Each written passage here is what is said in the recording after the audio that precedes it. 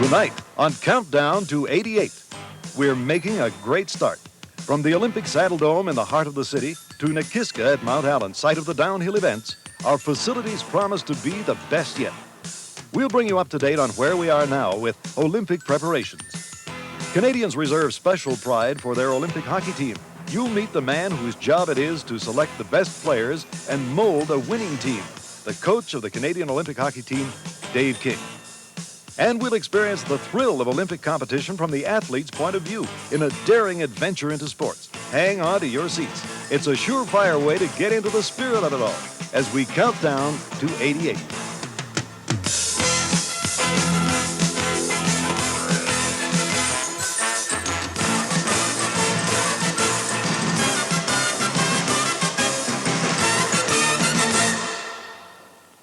Good evening, I'm Gord Kelly. Welcome to Countdown to 88, the first show in a series of special programs intended to capture the spirit of the city as we prepare for the 1988 Winter Olympic Games. You know, with all of our Stampede experience, Calgarians certainly know how to throw a great party, and 3 years from tomorrow, the world will be eagerly anticipating the most thrilling celebration we've ever hosted because it will be the eve of the opening ceremonies for the 1988 Olympic Games, to be held right here in McMahon Stadium. CFCN television will be bringing you all of the splendor of those opening ceremonies and the games, along with all of the excitement and preparations which are preceding them now. Now, in the coming months on Countdown to 88, I'll be joined by sports experts and other guests to bring you reports on the individual activities, on the facilities as they develop, on the arts and cultural activities. We'll talk to sports scientists, volunteers, officials, and others who will be helping to make these games Calgary's own. Since capturing the bid in Baden-Baden, Calgary's already begun to put its own unique brand on these games. Here's a look at where we are today.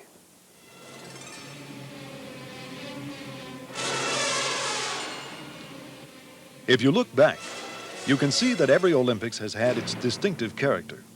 Innsbruck was not at all like Sarajevo. Sapporo was so much different from Lake Placid. Some of this certainly comes from the way the drama unfolds in competition. But more, probably much more, comes from the character of the host city. Calgary, as the next host, will make its own distinctive impression on the world. Calgary is one of the great young cities of the world. It's full of verve and courage and quick-minded people. Whatever happens in 1988, the next Winter Olympics will go into history, feeling much like Calgary itself. 100 years ago, it was a Northwest Mounted Police outpost with a population of 500. The Canadian Pacific Rail line was just coming through, the line which tied Canada together, and was the only thing which tied it together for a long time. The mountains beyond begged with alluring mystery. Few of the peaks had names. Even fewer had been climbed. That perfect little gem, Lake Louise, hadn't even been seen by a white person until 1882. And yet in a handful of years, some of the world's most luxurious trains were steaming into this unsullied wilderness to deliver their passengers to some of the world's most wonderful hotels. Well, a lot has changed in 100 years, and a lot has stayed the same. Calgary and Banff and southwestern Alberta are still surrounded by unsullied wilderness, and visitors can steam in here by any mode of transportation and stay in comfort and convenience. That may be just one of the keynotes of the 88 Winter Olympics: comfort and convenience. We are people who've come from all over the world, and we've worked hard to make Calgary what it is. We're also people who like to play hard. We're known to be forthright and friendly and as open as the Alberta Plains. With this gregariousness of ours go all of the social pleasures: fine hotels, entertainment, good food, good restaurants, restaurants transplanted from many corners of the world. We are people who cherish the outdoors, loving the sense of empty space that the land gives us, and the chance to start so many things with a clean slate. The clean slate is in evidence in so much of the designing and building of the facilities for the 88 Olympics. The sense of not looking back so much to what it's been, but ahead to what could and should be as we rush closer to the end of the century. The Saddle Dome is a fine first example. It's a facility built for the television age, even for the demands of Olympic hockey and figure skating. When the games begin, the ice surface will expand easily to European widths, and the seating capacity will expand too, to nearly 20,000, without a poor or obstructed position in the whole house. And when the events there are over, the sea train is within walking distance. Now that's comfort and convenience.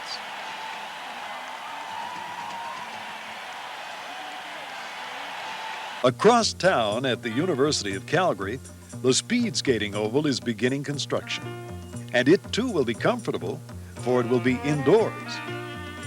A $35 million facility which will be unaffected by the inconstancy of the weather. And on the edge of town at Canada Olympic Park, formerly known as Pascapoo, one of the finest Olympic facilities ever conceived is now under construction. It will incorporate facilities for the bobsled, luge, and ski jumping. The bobsled and luge run will accommodate 20,000 spectators easily. And when they've seen the events there, they'll be able to cross the site on the promenade to the ski jumping bowl, which will hold 50,000 spectators. Here again, we will have facilities which will be weather protected, with all of their surfaces refrigerated to hold freezing temperatures on days of 20 degrees Celsius or more. Canada Olympic Park will be available for use by Olympic athletes for the better part of 3 winters before the games begin. By January 1988, the runs will be tuned to the kind of excellence we all hope and expect for our next Winter Olympics. About 50 minutes from the center of the city is Mount Allen, also known as Nikiska, the site of the downhill events. Once again, Calgary is working with a clean slate, a virgin mountain. Of the many untouched slopes we might have chosen, Mount Allen's potential offers the most nearly perfect Olympic conditions. The venue furthest from the city is at Canmore near Banff, the site of the Nordic events. It's a little less than an hour's drive, but it's on the Trans-Canada Highway, so it will be easy driving for Calgarians and visitors alike. CTV, the Canadian television network, has been chosen the host broadcaster, and CFCN will be your local channel for viewing the games. CTV is the only nationwide private television network in Canada and has been broadcasting sporting events at world levels for a generation, the most watched sports network in Canada. Together with CFCN Television, the Winter Olympic specialists. Calgarians, like most Canadians, are a sports-hungry people. Professional baseball teams, for example, play up to 200 games in a season. Hockey teams as many as 100. Football teams 20 or more. And there's tennis and golf and horse racing and a dozen other activities, to speak only of professional events. Amateur activities aren't ignored, especially those that go with our Alberta winters, like skating and skiing and curling. For our sports-hungry viewers, the CFCN mobile crew is on the job every week of the year covering sporting events across Western Canada. Our crew, in conjunction with other CTV stations from across Canada, will be in position and ready to go in 1988, with all of the skill, efficiency, and confidence we've acquired working together these many years. As on-site preparations surge ahead, there's much happening in other areas of the games as well. Teams for each of the Olympic disciplines are being forged, among them hockey. Now, in a moment, we'll talk to Dave King, coach of the Canadian Olympic hockey team, about the all-important selection process. And you'll find out what it's like to actually compete as our cameras put you in the driver's seat for a spine-tingling Olympic ride.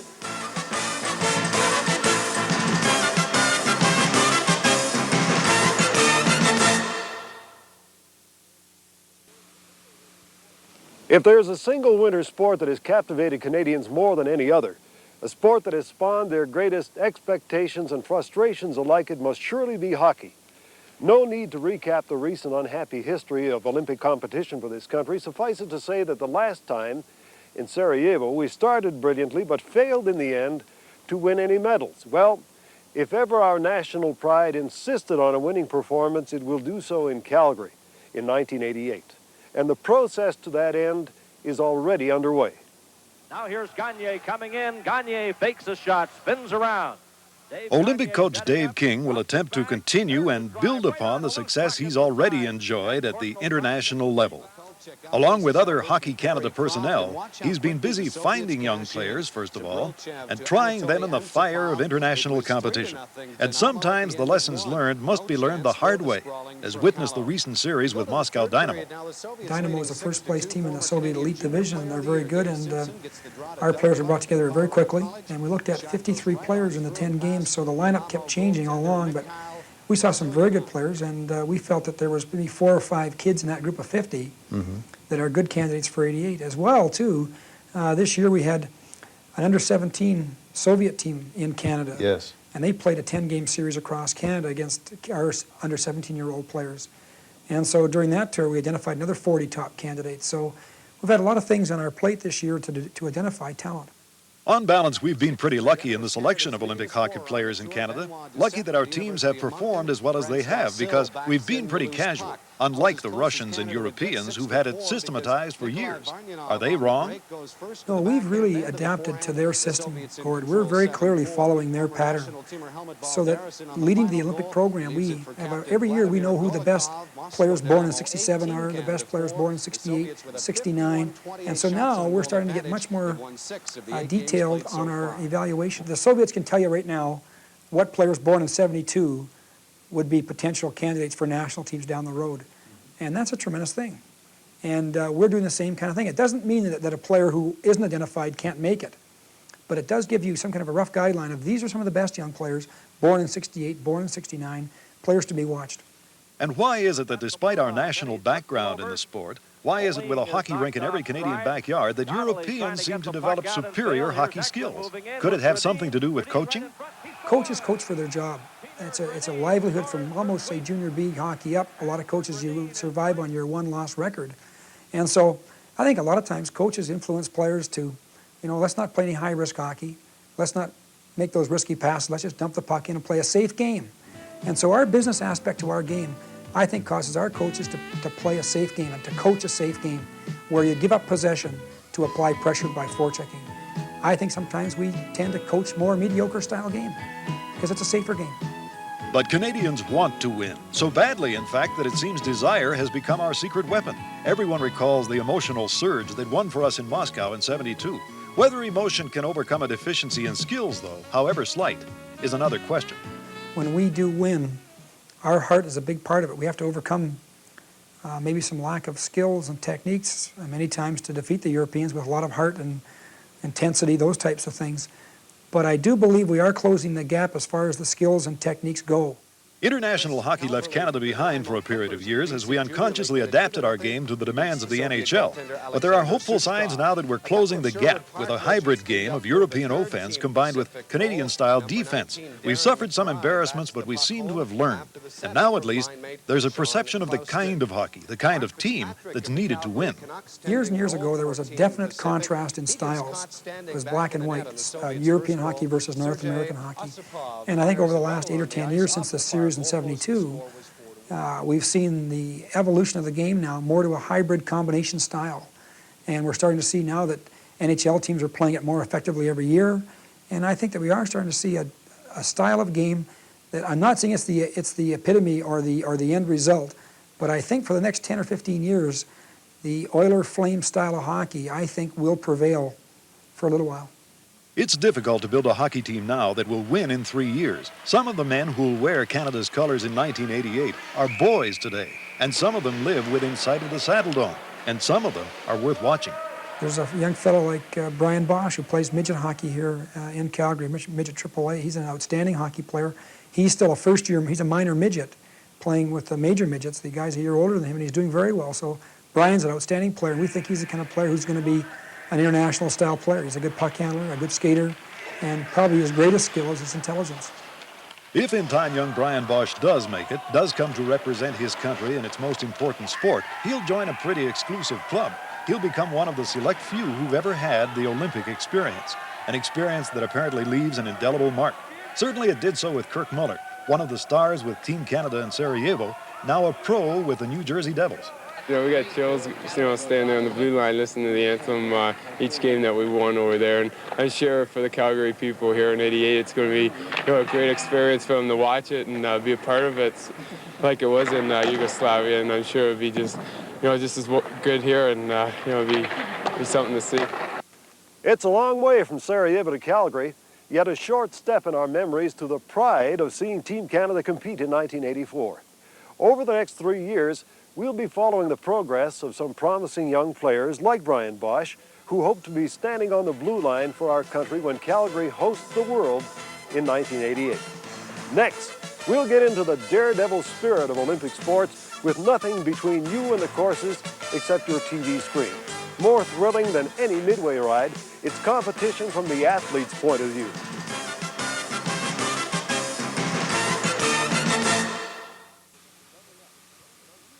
Coming up, an unusual look at sports that could only be possible with television. The TV cameras go where the spectator cannot. And in the months ahead, CFCN television will be taking those cameras into every aspect of the games as they affect our city, bringing you all-encompassing coverage of the stories behind the Olympic Games.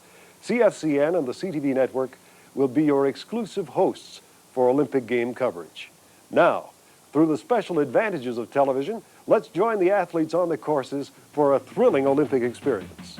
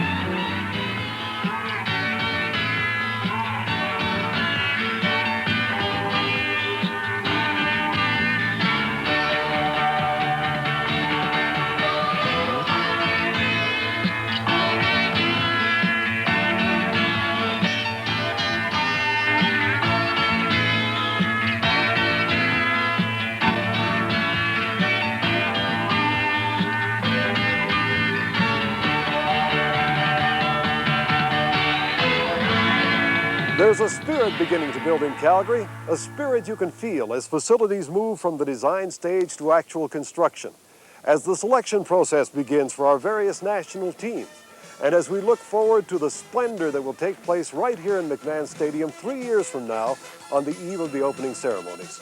Join us in the spring for our next hour-long program in this series. We'll bring you up to date on what's happening in pre-Olympic Calgary as we count down to 88. I'm Gord Kelly.